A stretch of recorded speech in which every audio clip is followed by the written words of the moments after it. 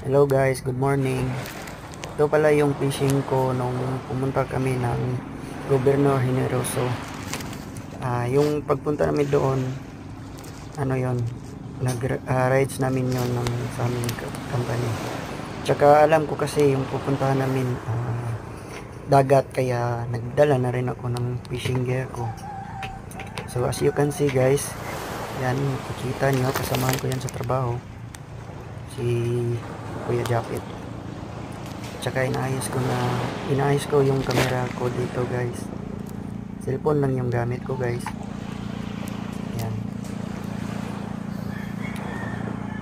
At madaling araw ito guys, around 5 AM ng umaga. Yan, tsaka ano, makikita nyo, masyadong maulap kasi hindi maganda ang panahon, parang ulan. Yan, pupunta na ako sa dagat.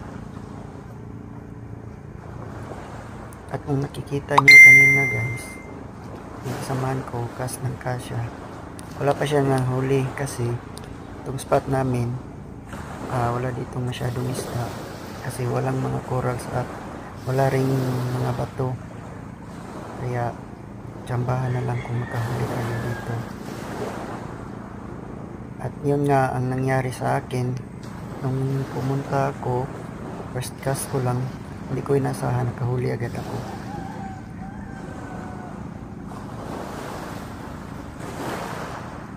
Yan, at kung makikita nyo dyan guys, nakahuli na ako dyan. Ano, yan, tingnan nyo yung pumunta kasi sa gilid yung isda, kaya yun, makikita nyo.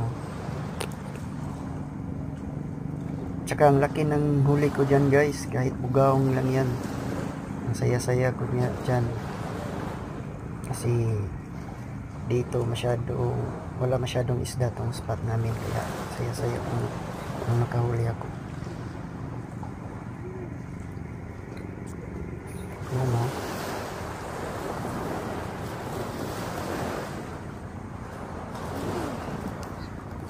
O diba? Ang laki niyan guys, siguro titimbang din yan ng mga 1/4. Sobrang laki. Yan.